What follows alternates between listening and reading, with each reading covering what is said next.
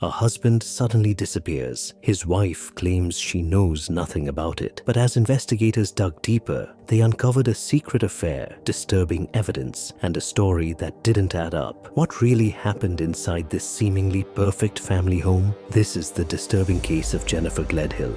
The phone call was recorded at 11:47 p.m. and the words Jennifer Gledhill spoke that night would ultimately seal her fate forever. On September 28th, Jennifer contacted police to report her husband, Matthew Johnson, missing. What initially appeared to be a concerned wife searching for her husband would soon unravel into a case that shocked everyone who knew the couple. The disappearance of Matthew Johnson, a Utah father and devoted husband, and the later arrest of his wealthy wife, Jennifer Gledhill, on charges of first-degree murder, left friends and family in complete disbelief. Those close to them described the situation as unimaginable. They had welcomed the couple into their homes, shared dinners and memories together, and never once believed Jennifer could be capable of taking Matthew's life. Hi everyone, my name is Sophie, and today we're going to take a look at another heartbreaking case. To those on the outside, Jennifer Gledhill and Matthew Johnson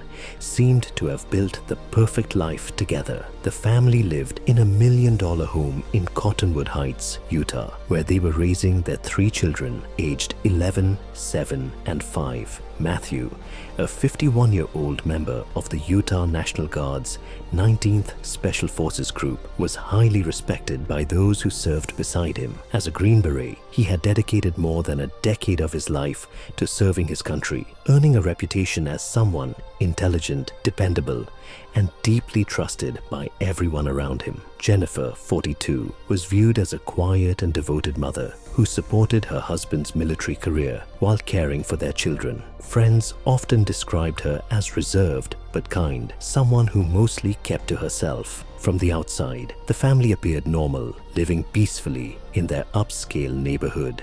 But behind closed doors, their marriage had already begun to collapse. Months before Matthew vanished, the couple had reportedly been discussing divorce, and court records would later reveal a deeply dysfunctional relationship that had been deteriorating for a long time. In August 2024, Jennifer filed for a temporary protective order against Matthew, claiming she feared her husband and needed protection from him. However, once the case reached court, the judge ruled that the evidence Jennifer presented failed to support her accusations. According to court documents, the videos Jennifer submitted showed her acting unafraid and equally confrontational during arguments with Matthew. The commissioner overseeing the case also noted that Jennifer's text messages toward her husband were often belittling and demeaning, sometimes appearing to intentionally provoke him into reacting angrily. Just days before the tragedy unfolded, the protective order was officially dismissed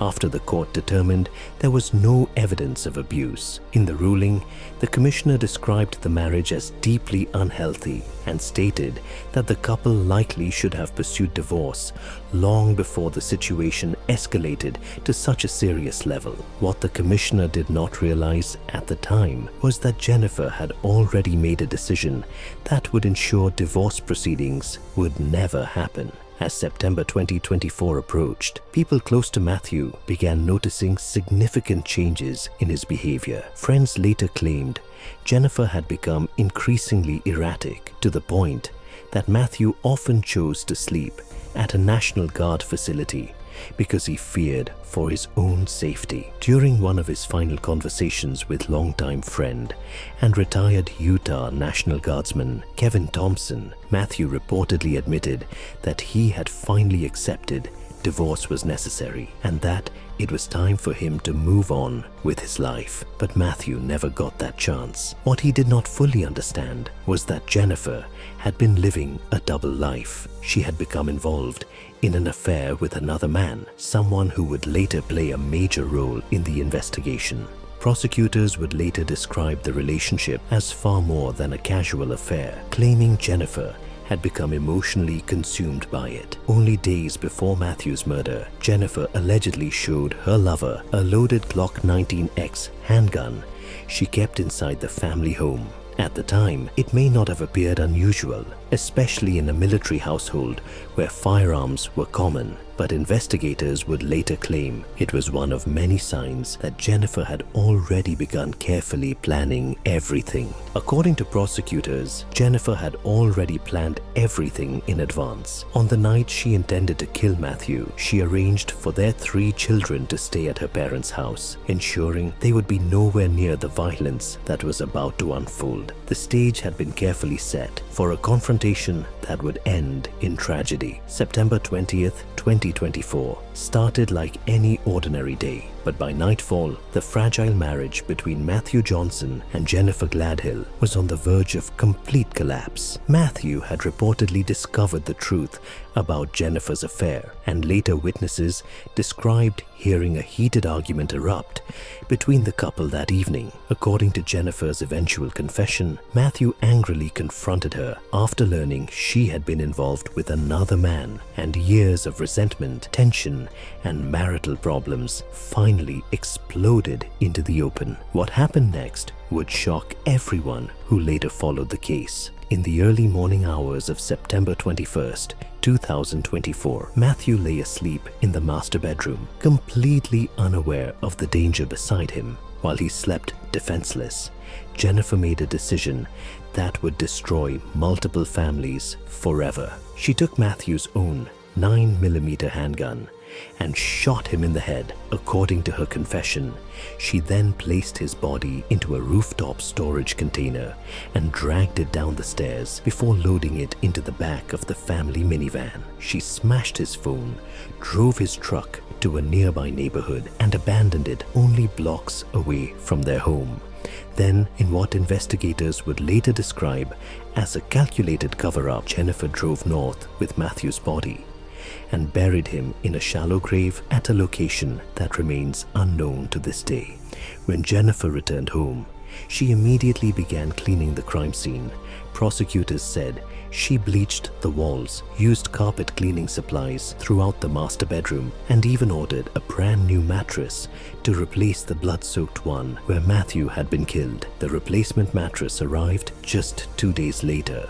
But despite her efforts to erase every trace of the murder, Jennifer made one critical mistake that would ultimately expose everything. Late on the night of September 22nd, she went to her lover's home and confessed to the crime. She allegedly told him everything: how she killed Matthew, how she disposed of his body, and how she cleaned the house afterward to hide the evidence. During their conversation, the man noticed bruises on Jennifer's body and asked her where they came from. According to investigators, Jennifer casually explained that she got them while burying her husband and cleaning up the scene. Her lover was horrified. The woman he thought he knew had just admitted to murdering her husband with a chilling sense of calmness. Realizing the seriousness of what he had heard, he later decided to record their next phone conversation. During that call, he told Jennifer he was frightened by her confession, but her response would become one of the most disturbing pieces of evidence in the entire investigation. "Wow, if you think I could even hurt a fly," she said, "like he's not a person." He wasn't a person anymore. He wasn't Matt. The cold detachment in her voice stunned investigators. Jennifer had seemingly dehumanized her husband to the point where his death no longer meant anything to her.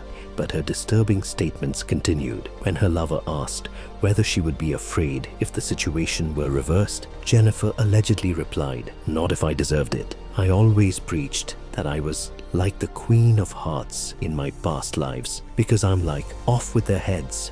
If we could just round up the scum of this earth and put them on an island or just kill them all, I could shipshape this country back to a good place."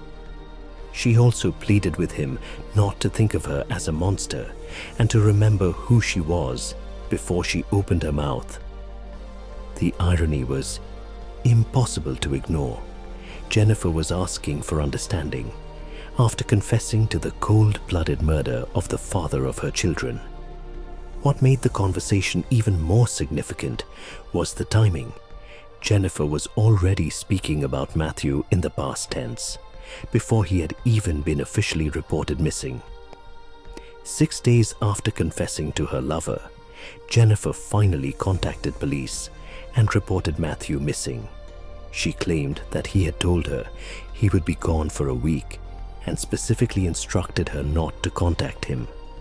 At the same time, the Utah National Guard had already begun searching for Matthew after he failed to report for duty on September 23rd.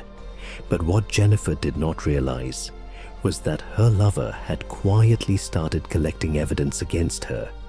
He saved screenshots of their text messages and recorded their phone calls, building a trail of evidence that investigators would later use to unravel the horrifying truth. On October 2nd, 2024, he finally contacted police with information that would crack the case wide open.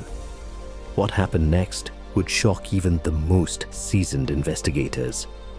When Cottonwood Heights police executed a search warrant on the Johnson Gledhill home on September 28th, they discovered a scene that told a very different story than the one Jennifer had been telling. In the master bedroom, investigators found a large blood-stained spot in the carpet underneath the bed.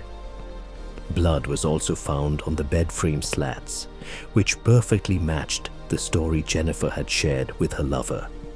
The house reeked of bleach, and investigators noticed reddish-brown spots on the walls, bed frame, and blinds. Even more suspicious was the fact that the mattress in the bedroom was brand new. Phone records later revealed that Jennifer had ordered the mattress on September 24th, just 3 days after the murder, and it had been delivered only 2 days later. During the investigation, police also uncovered GPS data from Jennifer's phone, tracking her movements on September 21st and 22nd. The records showed her traveling early in the morning to the exact location where Matthew's truck was eventually discovered. Later, the data traced her journey north toward Davis County, matching the area where she claimed Matthew's body had been buried. Armed with the recorded confessions and mounting physical evidence, police arrested Jennifer Gledhill on October 2nd, 2024, charging her with first-degree murder and obstruction of justice. But investigators quickly realized the case went much deeper than they first believed.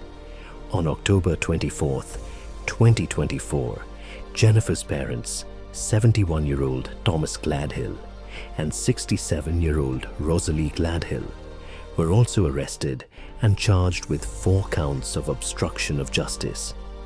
Police discovered the couple had spent more than 5 hours at Jennifer's home in late September, despite initially telling investigators they had only stopped by briefly to pick up clothing.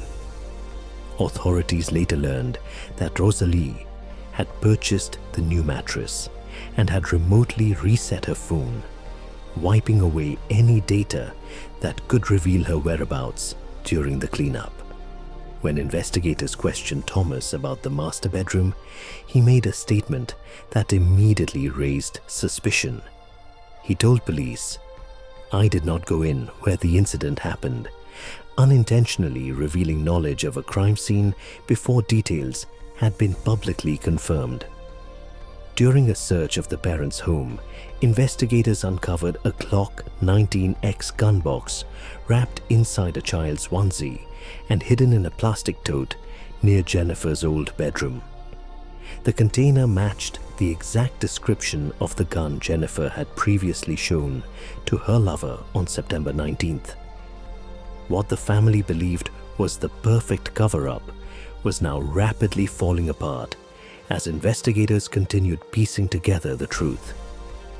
Months passed after Jennifer's arrest, yet Matthew Johnson's body remained missing. Massive search efforts stretched across multiple counties, from Davis and Weber counties all the way to Box Elder County near the Utah-Idaho border. More than 70 searchers joined the effort, including law enforcement officers, volunteers, and Matthew's military friends, who organized their own independent search teams. As Matthew's friend Kevin Thompson explained, the fact that the search is now in its 5th month keeps them up at night. John Hash, Matthew's fellow Green Beret, who had served alongside him for 12 years, spoke openly about the shock and betrayal felt by those who knew the couple personally. He said, "Having had Jen in our home before, breaking bread with them, it turned out she's responsible for his death. It was shocking, frankly." During later court hearings, prosecutors revealed another disturbing discovery. Investigators had recovered a vehicle storage container floating in water, and inside they found traces of Matthew Johnson's blood. The evidence further connected Jennifer to the crime, but despite the growing list of physical evidence, Matthew's body was still nowhere to be found. The search continued expanding across northern Utah as authorities followed every possible lead, hoping to finally bring Matthew home to his family. At the same time, investigators were uncovering secrets Jennifer had desperately hoped would remain hidden forever. Jennifer Gledhill pleaded not guilty to all charges against her. She faced 1 count of first-degree murder, 5 counts of obstruction of justice, 1 count of possession of a controlled substance, 1 count of abuse or desecration of a human body, and 1 count of tampering with a witness. During her bail hearing, prosecutors argued that Jennifer posed a serious threat both to the community and to the investigation itself. They revealed that she had allegedly told her lover she would shoot herself before ever going to jail, highlighting what prosecutors described as her desperation and willingness to resort to violence. The judge ultimately agreed with the prosecution and denied her request for bail, ruling that she remained a danger to the community. Jennifer stayed in custody at the Salt Lake County Jail awaiting trial. Another complicated issue soon emerged surrounding Matthew's $500,000 Credential life insurance policy, which named Jennifer as the beneficiary. With Jennifer facing murder charges and Matthew's body still missing, Credential Life Insurance asked the court to decide who should legally receive the money. Meanwhile, Jennifer's trial was officially scheduled to begin on December 8th, 2025, and was expected to last approximately 8 days. Perhaps the most heartbreaking part of this entire tragedy was the 3 children left behind, children who effectively lost both parents, one to murder and the other to prison. Matthew Johnson's family later released an emotional statement through their victim representative saying, "We are hopeful that we will find Matt soon, or that Jennifer or someone will come forward with the location of his body so we can properly lay him to rest." According to prosecutors, the motive behind the murder was chillingly simple. They believed Jennifer Gledhill killed her husband after he discovered her affair because she wanted complete freedom to continue her relationship with her lover. Rather than face a difficult divorce involving shared custody battles and financial consequences, prosecutors argued that Jennifer chose murder instead. As the trial approached in December 2025, one haunting question continued to linger over the entire case. How does a mother of 3 justify destroying so many lives for the sake of an affair? Perhaps the world will never fully understand the depth of Jennifer Gledhill's alleged selfishness and cruelty. What is known, however, is that her actions left behind emotional wounds that may never fully heal. Justice may eventually be served, but Matthew Johnson will never return home to his children. And somewhere in northern Utah, a devoted father and soldier may still remain in an unmarked grave, waiting for someone to finally reveal the truth about where he can be found. If you enjoyed this documentary, make sure to subscribe to Old Casebook for more true crime stories and disturbing unsolved cases. Thanks for watching.